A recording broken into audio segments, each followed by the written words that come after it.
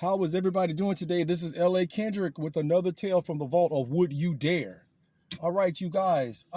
We're here again to share thoughts, stories, creepy stories, scientific stories, sci-fi stories. That's what we do here on this channel.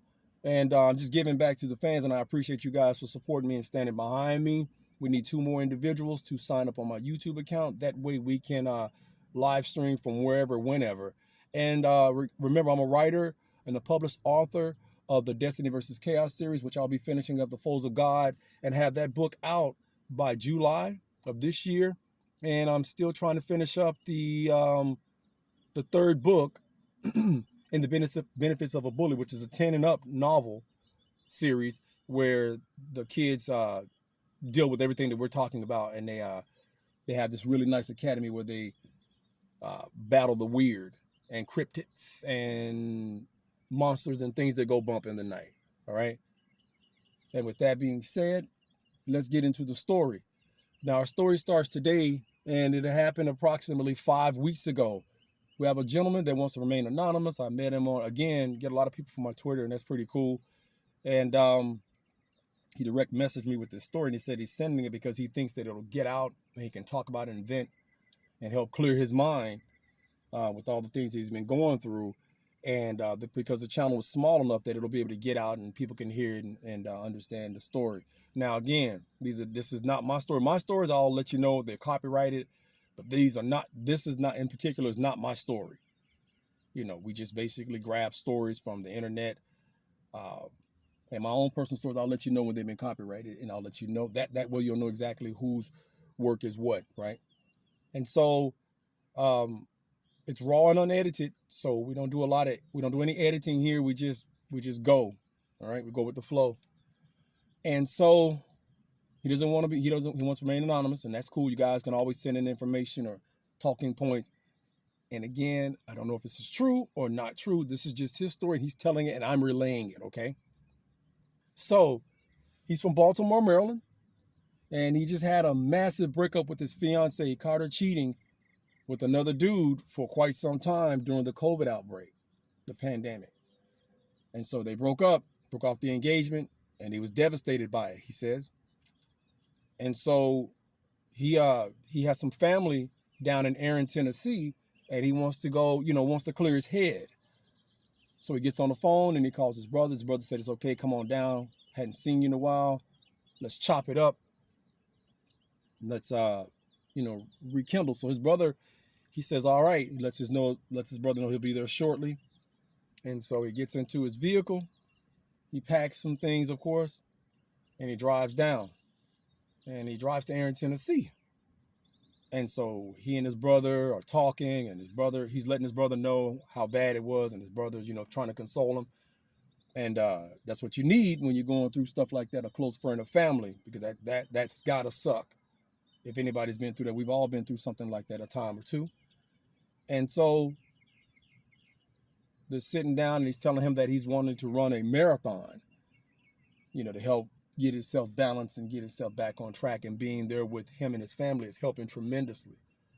And so they continue talking, and he asks him about the trails or any trails that are around that he can actually use to run and get himself together and, practice and kill 2 birds, 1 stone. Good family, good run, and quality air, all that good stuff. And so his brother tells him where to go, tells him about the wildlife that's around, tells him about the coyotes. That's probably the most vicious thing that it'll run into out there. Deer, possum, raccoons, basic stuff that you'll always see. So he tells him where the spot is. Brother packs up a little bit of water in his backpack, some protein bars. It's around 4 o'clock. His brother tells him the site is within driving distance. And he takes his taser, his pepper spray, and I think he says it's a pocket knife. So he goes through the spot, and there's nobody there. There's no cars there. And I wouldn't find that hard to believe. A lot of small towns, you don't see a lot of people doing the whole physically fitness thing anyway. So, yeah, there's that. And by the time he's there, he arrives. It's about 4:45, he says here. 4:45 p.m. And he's going to do about 2 or 3 miles. So he stretches a little bit and he's off. And he's enjoying the scenery. He sees a few coyotes, some deer, and he sees squirrels in the trees, and he's just taking it in. And he's making good time. And so his watch says that he's about 2.5 miles in, and he's still running a little bit further. And so he stops and he sits down, and he's got he's completed his distance. According to this, he's completed his distance. So he sees a rock and he sits down on the rock and he's looking at the sunset. So it must have been roughly around daylight savings time if it's getting kind of dark at that particular time. So, but he's watching the sunset and he's reminiscing about things and putting his life into a perspective. And all of a sudden he sees deer run by really, really frantically. He doesn't think much of it, so he stands up, drinks a shot of his water, eats the last of his protein bars, or one of his protein bars. What it says is one of his protein bars here. It says here, and he notices that the squirrels are running in the same direction that he can see squirrels in the trees and birds flying in the direction of where the deer shot across. Because it's a small creek as well where he can see out at. And so that kind of makes him give a little pause because all the animals acting a little bit weird. So he's already standing up and he takes off running back to his car, trying to get back to his car.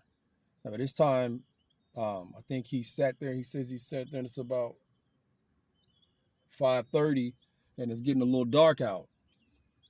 And he doesn't have a headlamp, so he's trying to make up extra time. Because, again, his car is about 3 miles back, which isn't really that far if you're a good jogger. And he's trying to get back to the car, and he says that he can hear something running in the bush because he has to stop and he has to tie his shoe because his shoelace became untied. So he can hear something running in the bush, but when he stopped, it stopped. So he's not real sure what it is. So he doesn't think much of it. He stands after he ties his shoe up. He takes off running again and trying to make up a little bit of time. But he can hear whatever that was on the right of him. It shifts to the left of him. So he's looking back. And again, visibility is getting dimmer and dimmer. It's getting a little darker.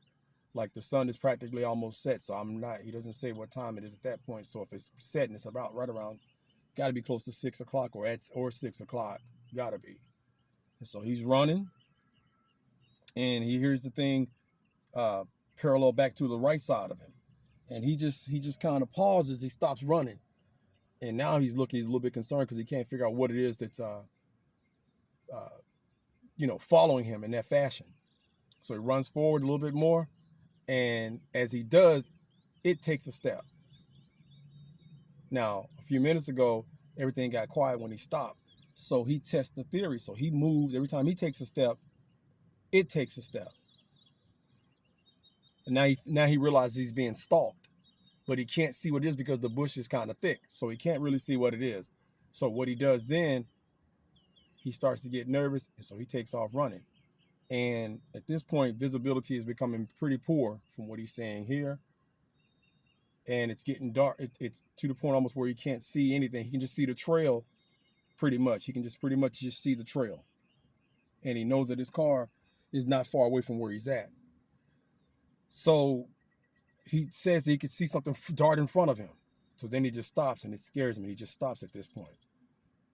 And then he hears this loud, he said it sounds like a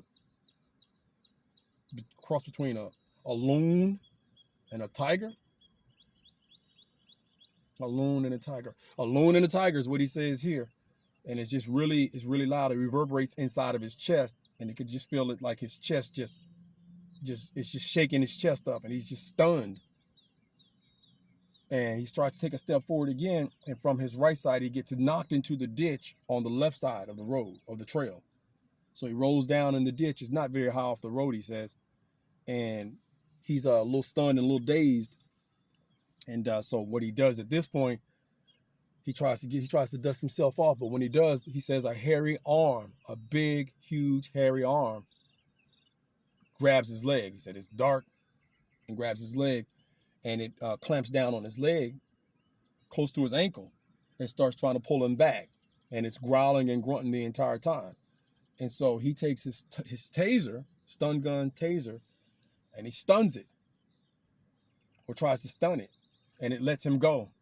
And the grip was so tight, he said it felt like a vice grip on his ankle and his leg. And it hurt him a little bit. So he's not able to get up as quickly as he would like to. So he does the best that he can because his adrenaline is flowing. And it grabs him again. And this time he takes out his knife and he stabs his knife a couple of times into the hand. And then he said he stabbed it into the upper part of the arm, he says. And it yells out in pain. And the knife was so embedded in the thing that it lets go of him. When it does, it pulls his arm back and the knife stays in the arm. And it goes with the thing or whatever it is that he says it is, because you can't see what the face looks like. It's so dark. And it's moving quick. But he said it stunk really bad. And he's just trying to get away at this point. So he manages to get up and he takes off full speed, full sprint. And he said he could hear the thing starting to try to run after him. But as he got to the car, he hits the keyless entry and the panic button, and it makes all this noise. And so whatever it was stops. He jumps into the car and he drives as fast as he can back to his brother's house. And when he gets there, he collapses on the front porch, out of breath and exhausted.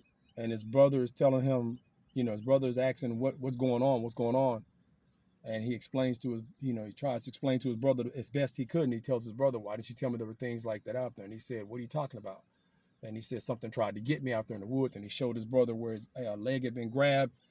And you could see the fingers impression and where it had wrapped completely around his ankle area, right above the ankle. And his brother is like, I've heard stories, but it was just stories. I didn't think anything of it. Just stories about some kind of thing in the woods. But every town has their own folklore about things like this. And his brother said it'd been nice to know. And he says, well, you're bleeding. He said, no, this is the blood from whatever that was. And so his brother asked him, are you going to make a report? And he's like, no, I don't want to make a report. They're going to think I'm crazy. And if you try to get it out anyway, they'll bury the story. And so he helps his brother in the house. And he said, that's pretty much the end of the story. And man, that's pretty intense. If that happened, that's intense. This dude just went through it. Bad cheating breakup, engagement broke off. Something tried to grab you in the woods. Hairy arm, dark hairy arm, screaming. The loon and the tiger, never heard that combination before. Just knowing that, man, it could have killed him. Because it apparently was trying to do something to him. If it wasn't, then I don't think it would have grabbed him like it did and stalked him like it did. I guess he's lucky to be alive. And I'm encouraging you, bro, to try to talk to the BFO. I think it's BFRO or MUFON. I don't know if you should if this story is legit. I don't think you should keep this under wraps, man, because Aaron, Tennessee, if anybody knows where that's at, most of Tennessee and Kentucky has a lot of wooded areas. So, yeah, there's that. And I know you're sharing it with us to get your, to have some place where you can go to talk about what just happened in your experience. And I get it. I don't know how I would even deal with it. But I think you might want to, this kind of hit weird for me as well, because I'm a runner. I don't run in the woods, but I'm a runner. I jog early in the morning sometimes. But I don't know, man. I think I would try to talk to somebody about this situation if it were me. Again, It's a great story, though. You guys got to admit it's a great story. Let me get this. Oh, man, that's... Whew. I don't know what to say. But what do you guys think? Would you dare want to be caught out in a situation like that? Dealing with something you can't figure out, it's chasing you, and you just out on the run. Lost the love of your life, apparently. And now you got to go through this creature trying to kill you. You don't know what it is, but it's got an opposable thumb. Hey, what could it be? So you guys, tell me what you think. Like, share, comment, subscribe, okay? Share your thoughts. If you got any stories, put them out here, all right? We'll get them out. We'll talk about them. And yes, my channel is small right now, and that's cool. And but you guys, you definitely going to be able to get your stories out here, and I'm going to talk about it. All right?